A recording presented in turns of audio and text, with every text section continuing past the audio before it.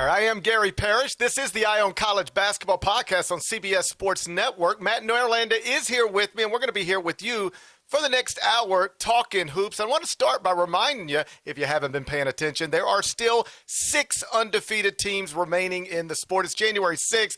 This is rare to have this many undefeated teams still alive, but that's where they're at. They are Arizona, Michigan, Iowa State, Nebraska, Vanderbilt, and Miami, Ohio. Norlander, good to see you on this Tuesday. I know you don't view all of those teams as legitimate national championship contenders, nor should you, but to the best of your ability, tell me which ones you could actually see winning 6 games in the NCAA tournament.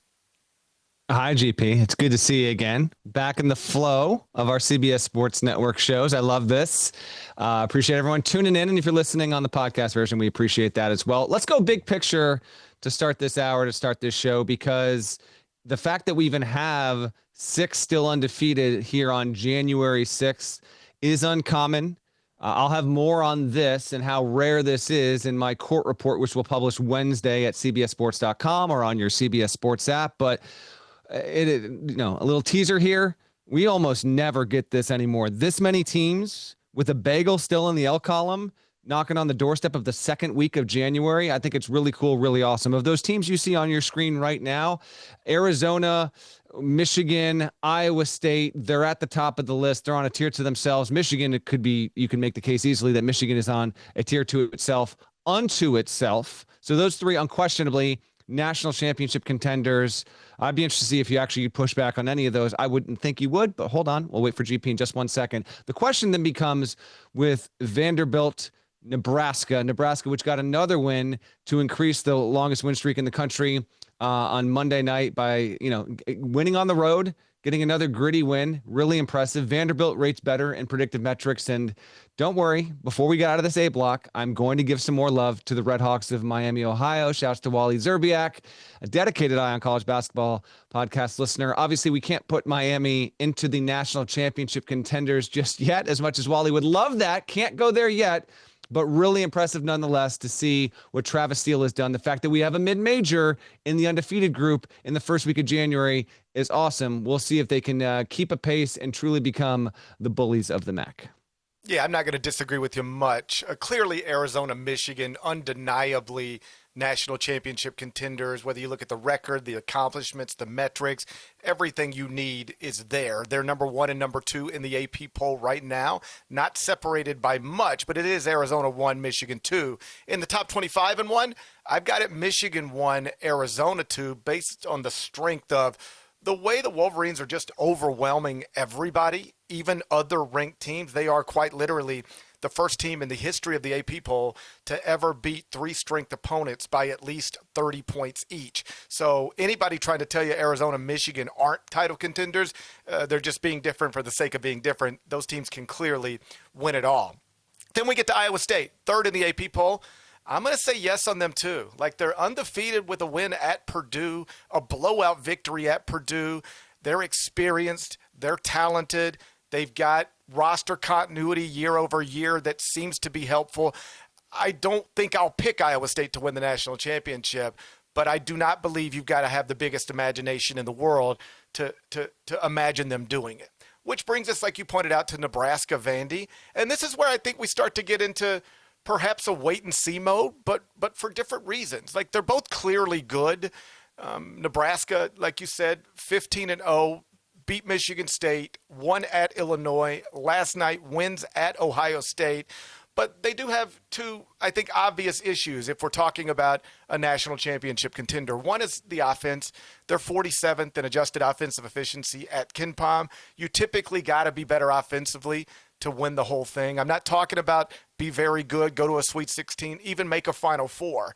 Any kind of team can do that kind of thing. But once you get to the Final Four, it goes without saying, you got to win 2 more games to win the national championship, often against 2 very good teams. And an offense that ranks outside of the top 45 in the country doesn't usually get it done. So that's an issue at Nebraska. The other one is at least the perception of a lack of NBA talent. You go look at your favorite mock drafts right now, and you're not going to see a bunch of Cornhuskers listed anywhere. Typically, to win the whole thing, you need NBA talent. You can go to a Final Four without it. It's hard to win a championship without it, and I don't know how much of it there is in Lincoln right now. But still, that's one I'm willing to take a wait-and-see approach, because if you've already beaten Michigan State and you've already won at Illinois, you're clearly very, very good. Vandy, unlike Nebraska, I think checks all of the metric boxes. 14-0, number 6 at KenPom, top 10 offense, top 15 defense. The issue with them, to the extent that there's an issue, is that they don't have big signature wins quite yet. They can change that tomorrow night. They get Alabama.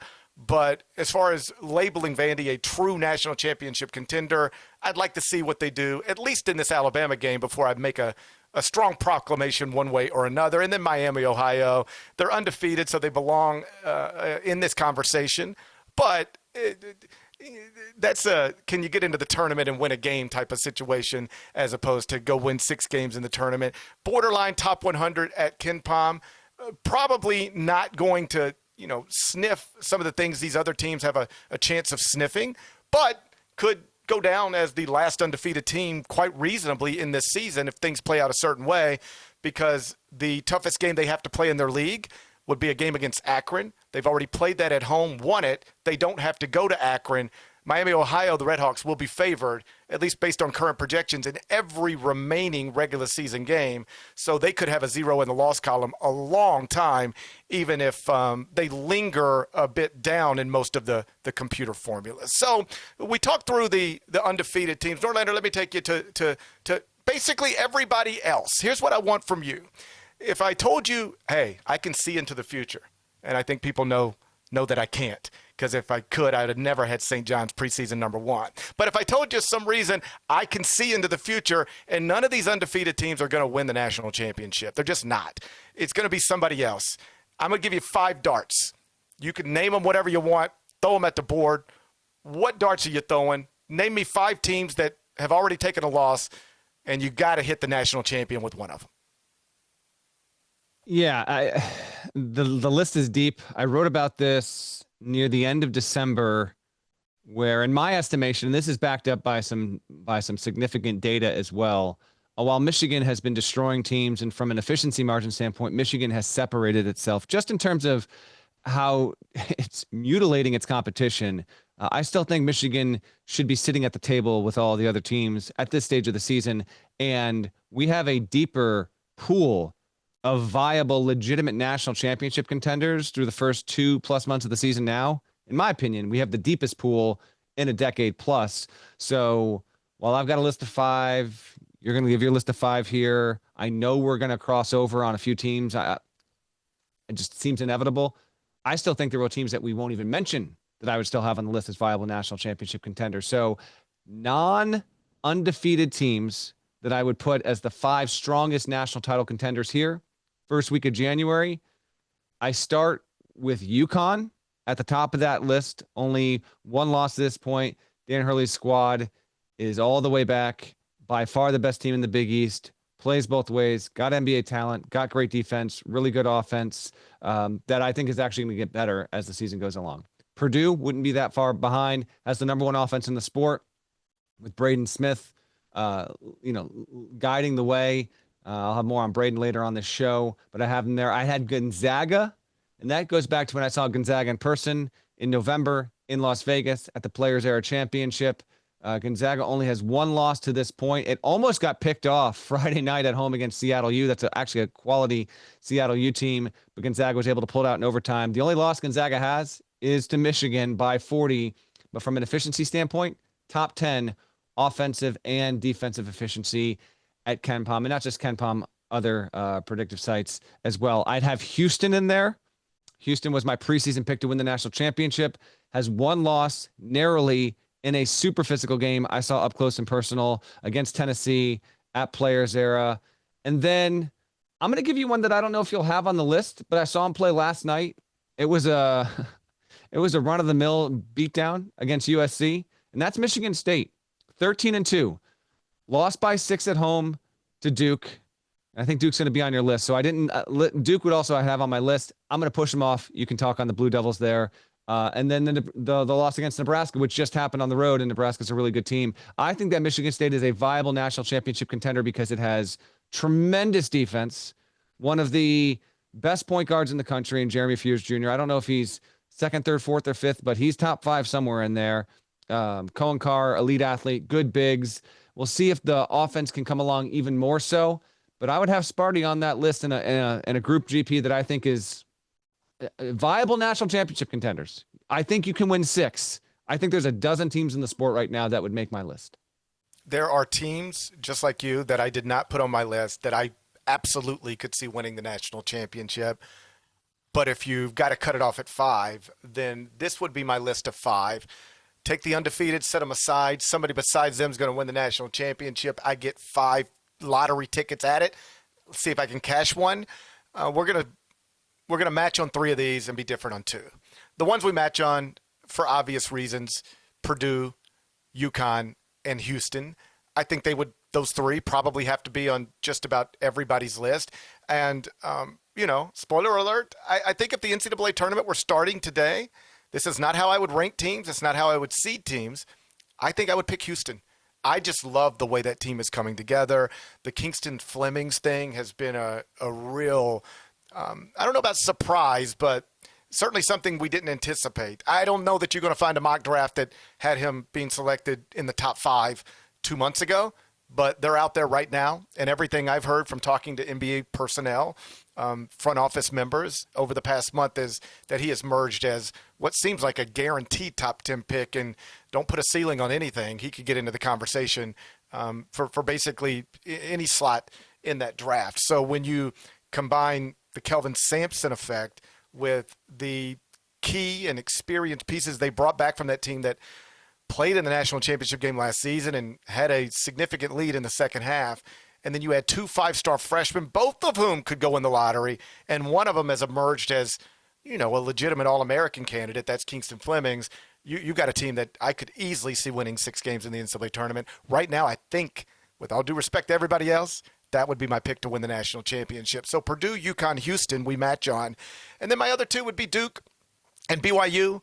And some of it is I just believe they both have players that could just take over a tournament and run you through it the way Carmelo Anthony once did at Syracuse. At Duke, it's Cameron Boozer. At BYU, it's A.J. DeBonsa. Those 2 guys would be my number 1 and number 2 candidates for National Player of the Year right now. And so those teams are good enough with great enough stars to get hot and get going and roll through the NCAA tournament. My list of 5 outside of the undefeated is Purdue, UConn, Duke, BYU, Houston, which means I'm missing Gonzaga, Michigan State, Illinois, Louisville, Alabama, Florida. And though I'm missing them for a reason, I think less of them than I think of the others.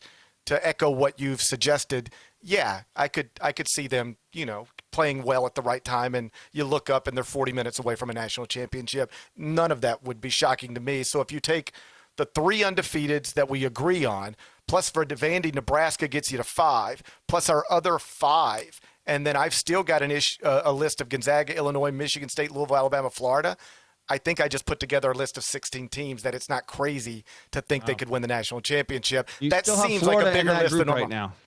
I don't. I just out of like, if those guards could ever become what it is they thought they would be when they bought them, then maybe. But if I had to chop one, I would probably chop at Florida. But either way, bottom line. Real quick before we wrap this segment, see, I would be way more likely to put Nebraska and Vanderbilt than Florida on the list right now. And I think Nebraska and Vanderbilt, understandably so, are suffering from brand name, the lack of history, all of that. I think Vandy can erase this. It's just a matter of when we're doing this show. When they play Bama on Wednesday night, could be a very different conversation. But right now where things stand, I would put Nebraska and Vandy ahead of Florida. Sounds like you've got the Gators, the reigning champs, still ahead of those 2 teams.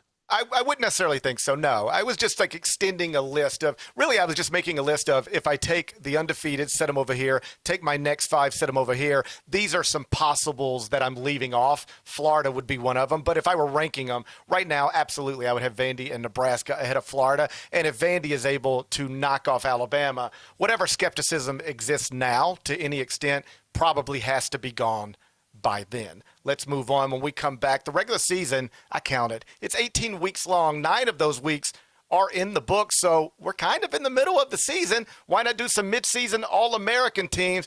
I've got a point guard from the Big Ten, but I bet he ain't the one you think he is leading my first team. We'll dive into that next. It's the Eye on College Basketball Podcast. We're on CBS Sports Network.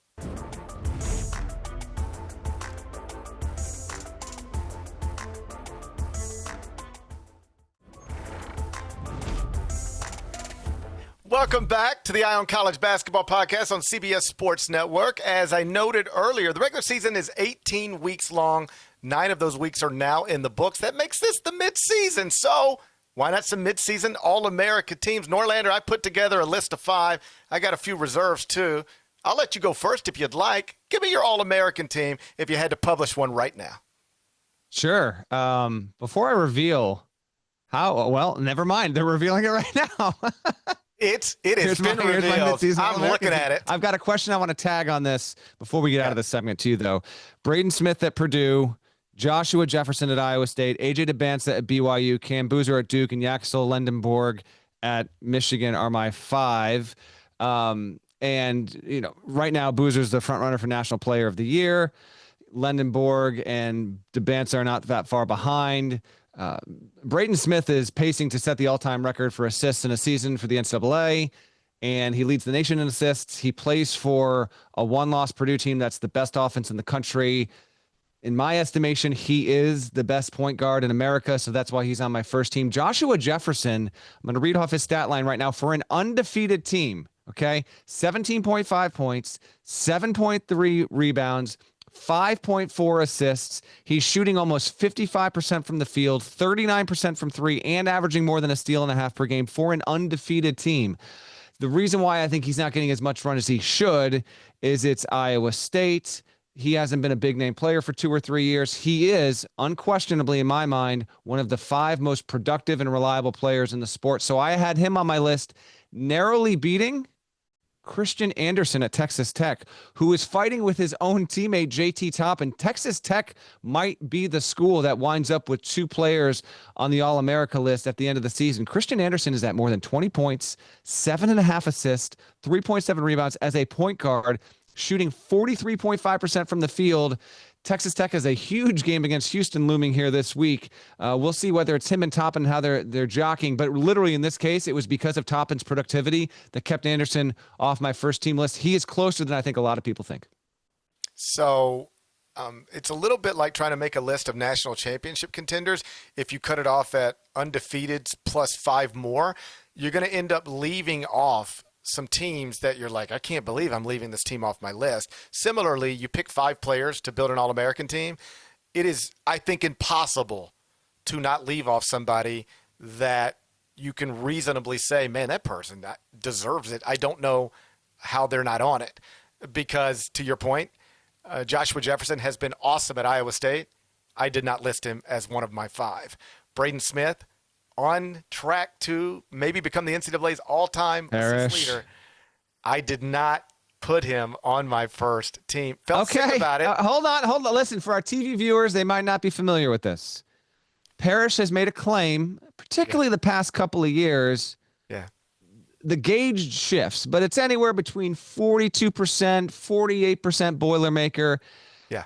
You are running on empty if you're not putting the starting point guard of the best offense and the leading assist player, one of the best, most efficient players in the country, as a midseason first-team All-American. If you're not going to do that, I don't want to hear how much Boilermaker you are anymore, and don't try and tell the Purdue fans either. My percentage of Boilermaker fluctuates, as you know. A little bit like my weight, if we're being honest. Fluctuates a little bit, and I don't feel good about it. But I went with my point guard being Bennett Sturts from Iowa. I sort of hinted at this on Sunday's episode of the Eye on College Basketball Podcast. I joked that we were going to get to a point where Josh, our producer, is making a YouTube graphic that says, are we sure? Are we sure Braden Smith's even the best point guard in the Big Ten? And the reason that's not like an outlandish thing to say is because of Bennett Sturts. He's been awesome. 17.8 points, 5.2 assists, 51.6% from the field, 43.4% from 3. He is shooting better percentages from the field and from 3 than Braden Smith. His Iowa team is not as good as that Purdue team, I don't think, but they are better than they were supposed to be. They look like an NCAA tournament team. They are ranked in the top 25 and 1 right now, 17th with a 12-2 record. I got Bennett Sturtz right now as a first-team All-American guard. In the backcourt, and this is another one where you got to leave somebody off. I went with LeBaron Philon at Alabama, 21.5 points for an Alabama team that I would pick right now to win the SEC, 5.4 assists. He's a career best 53.6% from the field, 38.6% from three. He's been terrific, has had some big games. So my starting guards would be Bennett Sturtz and LeBaron Philon, which would have me leaving off Braden Smith, Joshua Jefferson, and my other reserve would be Kingston Flemings. I'll get to my other first-teamers, but right now my reserves would be Braden Smith, Kingston Flemings, and Joshua Jefferson, with my starting guards being Bennett Sturtz, LeBaron Philon. You pick up your team from here. Well, I gave you my full team. The only other reserve that I hadn't mentioned that I'm wondering if you put on your list was Caleb Wilson, who's been tremendous for North Carolina. I think he's knocking on the door of first-team status, but I'm guessing you know you're going to have the same front court. Like you're going to have DeBanza, Boozer, and Lendenborg, right? I mean, that's kind of inarguable. Exactly. If you don't have one of those three players on your first-team All-American list, like I need to look into some stuff here. I assume we agree on those three. Yeah. That's right. I forgot we got the graphic of your entire team. So, yes, I would close out mine with DeBanza, Boozer, and Lendenborg. So, 5-man All-American team right now. Sturtz, Philon, DeBanza, Boozer, Lendenborg. My reserves, Braden Smith, Kingston Flemings, and Joshua Jefferson. But, any of those guys, obviously Smith and Jefferson could reasonably be called first-team All-Americans right now. And even though I don't think anybody thought Kingston Flemings would be Houston's best player this season, and most probably didn't believe he'd be their best freshman because he wasn't their highest-ranked freshman. He has been their best player and has been one of the best players in the country. And I'm at the point where if you told me this was the year of the freshman and it started out as a conversation about A.J. DeBonta, Darryn Peterson, Cameron Boozer, even to a lesser degree, Mikel Brown, Nate Ament, Darius Acuff, that when we got to the end of it, the guy who was named the most outstanding player of the Final Four was a totally different freshman named Kingston Flemings. Like that would not be crazy to me. Like what's going on here? I was in on the Kingston. You're taking my Kingston Fleming shine. Like I was in on this guy weeks ago, and suddenly in the past 96 hours, it's Parrish out of nowhere. He wants to become this guy's agent. What's going on? I would like to become Kingston Fleming's agent. It sounds lucrative. I don't have much experience in the agent business, but I think I could figure it out. We'll just take a max rookie deal. Yes, I would love to be Kingston Fleming's agent. As it is, I'm just sitting here talking to you. We can both be in love with him. I'm willing to share him if you are. I'm willing to share him. And I do think that he is a very good projected potential first-team All-American who's not there now, who could be there when we're talking about this, if we're talking about it at the end of February. But it just reinforces to me the outrageous, this one I want to get to before we get out of here, the outrageous amount of talent. When I was building this out, Parrish, the amount of really good players, not just on good teams, but productivity. Like I mentioned JT Toppin, he wouldn't be in the conversation for first-team All-American, but he's got to be an All-American at this point. You run down the list. I felt as though the candidates to be even considered for first team and then into the second team window, we're like 18, 20 players deep. We are not hurting for nominees here. Another sign of what I've been saying and really beating this drum for the past 2 months. I do genuinely believe we are living in one of the best seasons for this sport in 10 or so years, if not longer. And the talent backs that up. The amount of national championship contenders backs that up. And it is interesting, and then we'll move on. But like both of these things can be true at the same time. The largest conversation connected to the sport over the past week or two has been about the chaotic nature of eligibility decisions. Former draft picks coming back to college basketball. What does this mean for the sport? Rick Pitino, Hall of Famer, tweeting things like, the sport I've loved for 40 years is no longer here. And all of that is true to some degree. But like, if you just watch the games are awesome.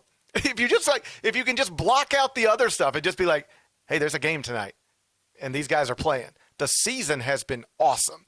There's a lot of stuff outside of the stuff that happens on the court that has made it bumpy on some level, but the actual product that we're watching is top shelf college basketball stuff. And the idea that this many players could reasonably be called All-Americans at this point or have a shot to get there, I think underlines that. By the way, P.J. Haggerty, consensus second-team All-American last season, is statistically awesome again this season. We haven't even mentioned his name. But like if Kansas State were to get going, he would be a part of that conversation as well. Incredible talent in the sport. A lot of it will be on display once again later on tonight. Speaking of, Louisville Duke is among the big games on the schedule for Tuesday night. Pat Kelsey, the Louisville coach, has already announced his five-star freshman, Mikel Brown, will not be in uniform. He hasn't played in a while, since December 13th. It's reportedly a lower back injury. How bad is it? I'm going to ask Norlander that next here on the Eye on College Basketball Podcast. We're on CBS Sports Network.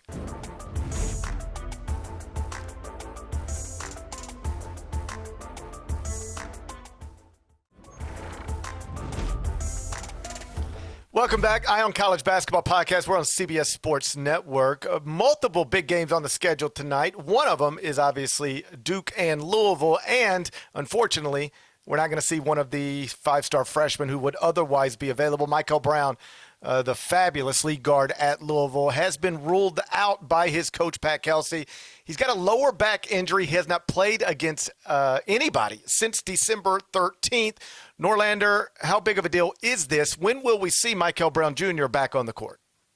Sounds like not long. Pat Kelsey did actually break some news on Monday's ACC Zoom call with the media saying he's getting closer. He's had some setbacks in his rehab. It's a lower back thing, and it shouldn't be long. So it is a downer that he is not available for this game, but they're obviously going to prioritize the health. In fact, it's because he's missed so much time. He's missed 4 games. 2 of those have been Louisville losses. Had he been healthy, there's a chance that Mikel Brown could have been just listed in the segment we just had about All-Americans, but he's not been available. After this is a home game against Boston College, which is not good. I know you want to get back on the floor as soon as you're healthy enough. I wonder if they don't sit him one more game just to make sure. And then this is just speculation from my end and based off of what Kelsey was saying. Home game, Virginia, next Tuesday, January 13. I think if you're a Louisville fan, that's your hopeful target. Maybe he feels good enough that he actually gets on the floor for some minutes against Boston College, but lower back, we'll see about that. Brown's been outstanding this season, 16.6 points, 5.1 assists. Hasn't been as consistent as a shot maker as I think they were hoping for. I actually think there's a lot of optimism that he can grow into that in the second half of the season. But GP, it is interesting and also understandable with all of the conversation about Darryn Peterson, and Kansas has a game on Tuesday night as well against TCU. But the Peterson, when will he play? Will he, won't he? He comes back. He can't finish games. There's been a lot more discussion about that. Meanwhile, Brown's been sitting out for 3 weeks here, and we have been, unfortunately, because of injuries and different kind of injuries, but injuries nonetheless, robbed of what I think is objectively 2 of the 5 most, maybe 2 of the 4 most exciting freshmen to watch. Like Boozer's an incredible player. He's not more exciting to watch, at least for me, than Brown or say Peterson. And now we wait and see on when Brown will return. We can talk Peterson here if you like as well. I will note on the Peterson thing, the Big 12, you got to put out these injury reports, the lead up to it. Now, those things can change, but the most recent one prior to our live time here on CBS Sports Network, GP, Peterson was not listed. So that to me indicates that he should be playing on Tuesday night against TCU. We'll see if that winds up being the case. And if it is, we'll see if he's on any kind of minutes restriction in the first half and he can actually play the second half of the game. What are your thoughts on both these players, Brown, Peterson, their respective situations? And just, we never want to see injuries, but obviously the Peterson one, I think, has registered as among the 4 or 5 biggest stories in the sport over the past 2 months. Yeah, and it's sort of overshadowed the Mikel Brown thing, perhaps not in the city of Louisville, but certainly nationally. This is just one of the weird things about how this season has unfolded. It is arguably the greatest freshman class we've ever seen, but 2 of, at the very least, top 10 members of it have been injured for a good portion of it. If you just go to our buddy Kyle Boone's latest mock draft, CBSSports.com, he's got Darryn Peterson going 1, got Mikel Brown Jr. going 6. So these are 2 top 6 draft picks that have had their presumably only seasons of college basketball be derailed just a bit. We know Brown won't play tonight. We think Peterson will. And then the question becomes, when will Brown return to the court? The truth is, in this era of college basketball, whether you like it or not, all of these players have agents now. They all have representation. They all have a very good understanding of how much money they're making and how much money they're worth. And they're just very careful with these things. Maybe not without exception, but primarily across the board. And so hopefully, as I've said, it feels like 50 times over the past month, Darryn Peterson takes the court tonight against TCU, plays well, never has to leave the game for any sort of uncomfortable reason. And this is a story that dominated November, December, and perhaps early January, but never again. And then with Mikel Brown, as long as he is back by that Virginia game, I think if you're a Louisville fan, you're happy with that. You just don't want this to linger anymore. Whatever happens tonight happens tonight. You should be able to handle Boston College without him. Getting back for Virginia, and hopefully the rest of the season is trouble-free. When we come back, I want to play off of the Indiana football story, which is just amazing. They hire a 62-year-old coach with no power conference head coaching experience. He promises everybody he's going to do big things at a school that's never done big things in this sport. And here he is in year 2 with the number 1 ranked team in the country that is favored to win the playoff with the Heisman Trophy winner playing quarterback for him. If it sounds crazy, it's because it is. If it sounds unprecedented, it's because it is. To help people from the basketball world try to understand how crazy this football story is, why don't we try to figure out exactly what this would look like if it were to be replicated in men's college basketball? So we'll take a shot at that next. It's the Eye on College Basketball podcast. We're here on CBS Sports Network.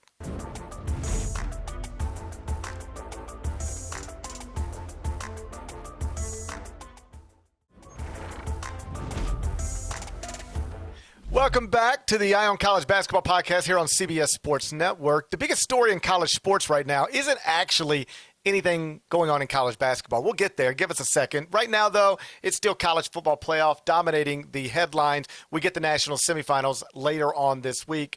Ole Miss and Miami, Oregon and Indiana. Simply put, this is not a combination that could have ever happened in any other era of the sport. This is a result, a byproduct of the 12-team college football playoff. But the idea that Indiana is just like, snuck here or something, that's crazy. This is the number 1 team in the country, has been the number 1 team in the country. They are your Big Ten champs, despite being traditionally the program many have described as the worst power conference football program in the sport. Now, ranked number 1, favored to win the championship, Heisman Trophy quarterback. It's a story unlike anything we've ever seen. Hired a 62-year-old head coach who came to the press conference and basically told everybody, I'm going to win big here. And when they kind of rolled their eyes, he famously settled on the phrase, Google me. Now, if you Google him, you're going to see all sorts of interesting stuff. Norlander, I won't ask you to tell me where this has happened in college basketball because it never has. What would be the equivalent of this? School X hires coach whatever, and in year 2, crazy as it is based on any sort of tradition, in year 2, they're 2 wins away from the national championship. And oh, by the way, they're expected to do it. Tell me what this looks like in our sport.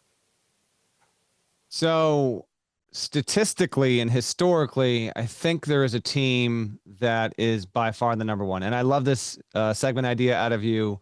I'll have more. This is going to be my court report too. I'll get this in there just for some more reference with some other teams, but it's Northwestern.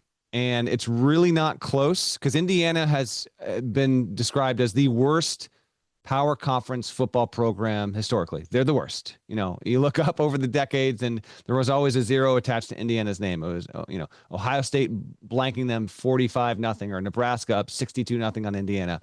Northwestern's win percentage is comfortably the worst of any high major program in men's college basketball. As a program, Northwestern has only won 42.3% of its games as a program. It has never finished a season ranked as an AP team. It only has 2 NCAA tournament wins to its name ever, and they only got those wins within the past decade. Northwestern was one of the 5 original teams dating back to 1939 to qualify for the NCAA tournament that did not get in until 7+ decades later. It has never won a conference tournament championship. It only has 2 conference regular season championships. It's never made a Final Four. Only has 3 NCAA tournament bids, period. So for as wild as Indiana is right now, it would be like Northwestern entering the NCAA tournament as the number 1 overall seed. It is unthinkable that would ever happen. That's what we have in Indiana football. There's a school that I think is a close number 2, but I'll save that. I want to hear what your top list and what you have here, GP. Okay, so I listed 3, and I didn't put Northwestern because, I understand the history of Northwestern, but in this era of the sport, it's not crazy for me to imagine them just getting really good if they wanted to. With Chris Collins or somebody else. I mean, we've seen it at Vanderbilt. We've seen it at other prestigious academic schools. If you actually prioritize sports and then hire the right people, you can become really good really quickly. So I'm not predicting that from Northwestern. I'm just saying if you're asking why that team didn't make my list despite its lack of history, that would be why. I settled on DePaul, Penn State, and Boston College because I think those are 3 places where even if you've got the perfect coach for different reasons, it's just very hard to be good. Like Boston College is in a league with Duke and North Carolina and in a city where nobody cares about what they're doing. That's a hard thing to ever break free of. Penn State is just in the middle of nowhere, and they prioritize football over everything else.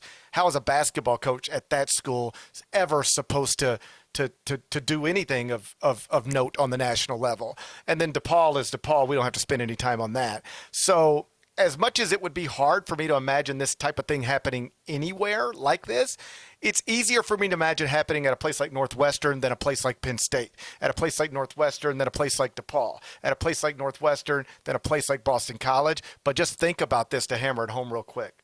Imagine if in March, some random afternoon, you and I are covering the NCAA tournament, exhausted, podcasting at 3 a.m.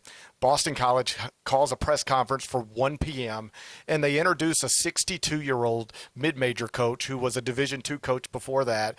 And he's talking about, you know what? Really looking forward to the opportunity. North Carolina sucks. Duke sucks. Virginia sucks.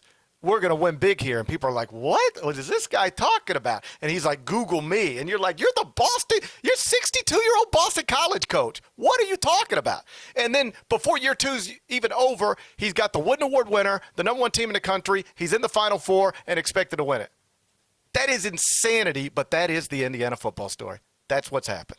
Wrap your head around that, or go find the 60 Minutes profile of Signetti from a few weeks ago, because that'll do a better job than probably what I just did of telling you exactly how wild it is this thing is happening in Bloomington. Yeah, the only reason I didn't put DePaul there. DePaul's made 2 Final Fours. Like DePaul had a stretch where Indiana has nothing. So I looked at schools that were like Indiana, never accomplished anything, and I actually could see DePaul. I think DePaul's more likely to have a season like this than Northwestern, personally. Boston College had a stretch. Boston College made the NCAA tournament 18 times. Penn State has been to a Final Four, which is the only reason why I didn't have them in my top 3. But I think of the 3 schools you listed, I'm closest on that. Yeah, and then real quick, GP, you know what I think is actually a really close top 3 candidate, if not in the top 3? It's the University of Mississippi. Has never made a Final Four, has 0 conference tournament championships, 2 conference tournament championships, 0 regular season championships to its name. The University of Mississippi ever only finished in the AP poll 3 times. Historically, it's got the 3rd worst win percentage of any high major program. It only beats TCU, which is kind of like they became a high major program in the past decade, so it's not exactly apples to apples. Only Northwestern is worse. Now, yes, is it in the SEC? Of course. It's now coached by Chris Beard. I'm talking historically, though. Ole Miss's men's basketball program ranks amongst the 4 or 5 worst out there, and I think even college basketball fans might not realize how poor it is. But if it was actually able to get into a spot where it was number 1, we see what the football stuff has done. It's actually been even worse in men's hoops over the years. Again, I'll have more on this Wednesday at cbssports.com. We don't have to belabor the point, but I just think you and I are talking about this from 2 totally different angles. You're looking at the history, and I'm looking at the future. I don't care what the history is. It is way easier to imagine Ole Miss being awesome at men's basketball than Boston College in the year 2025, or perhaps even Northwestern. They got a beautiful facility. They're in the best basketball league in the country, according to most and some metrics, and there's real money behind it. Like, they have real NIL at Ole Miss. That's how they're playing in the national semifinals in football and how they built a NCAA tournament team last season. Like, Chris Beard can tell every high school player he recruits, if you stay at Ole Miss for 4 years, I can guarantee you're a millionaire when you leave here. I don't think you can say that at Boston College, Penn State, DePaul, or even Northwestern, but you can say it at Ole Miss. So I think going forward, at least the way I look at it, where are you positioned in the sport now, regardless of what you've been in the past? I'd much rather have Ole Miss's future than, say, Penn State's basketball future, but we could argue about that on another episode another time. Let's move on. Before we get out of here, like I said, mid-season, let's throw some Final Four picks. Mine are different than they were in the preseason, I promise you that. I'll update them. We'll do it next, then we'll get out of here. It's the Eye on College Basketball Podcast. We're on CBS Sports Network.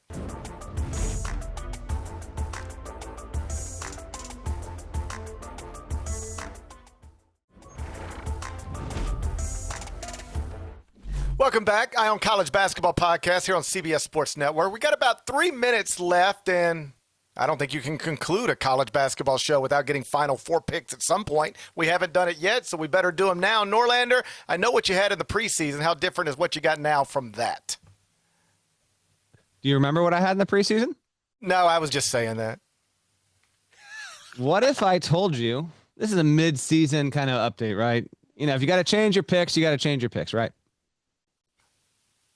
Right. That's what we're looking at. What if I told you that my Final Four picks in the preseason were combined 53-2 as we sit here on January 6th? I would tell you that's way better than mine. Way better than mine, because that sounds like, if I could break this down in the simplest way, it sounds like one man had a Final Four that included St. John's, and another man had a Final Four that omitted St. John's. That is factually accurate. My preseason Final Four is going to remain my in-season Final Four. I'm not going to change a thing about it. In the preseason, I had Houston defeating Michigan in the national championship game, with Arizona and Purdue also making it to Indianapolis. You can see the current records of those teams. I don't know what to tell you. Blind squirrel finds a nut, and here we are. So I am not moving a thing. I cede the rest of this show entirely to you. I have to change something. I mean, even Rick Pitino hates his team now, so it'd be nonsensical for me to like it when he doesn't. So St. John's, my preseason number one, they've obviously got to go. I really wouldn't change too much, but I would obviously sub out the Johnnies. I had BYU in the preseason. I could keep them right now very reasonably, and almost did. But if I were actually going to update it with a fresh four, I would sub out two. In the preseason, I had UConn and Purdue, along with I had Purdue, Houston, BYU, and St. John's.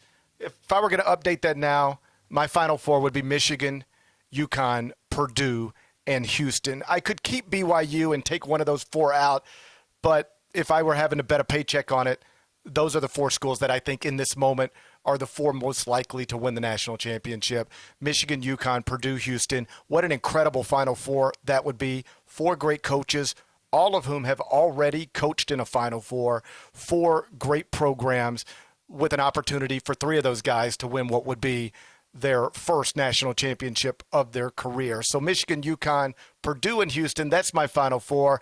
And like I said earlier, if I had to pick just one to win the whole thing, at this moment, I'd go with Kelvin Sampson's Houston Cougars. Shouts to Devin Downey. Shouts to Chester, South Carolina. Shouts to Terry Teagle. He's a legend. Appreciate all you guys for being here with us on CBS Sports Network. We're going to be back next Tuesday. Same time, same place, 1 o'clock Eastern. Till then, take care.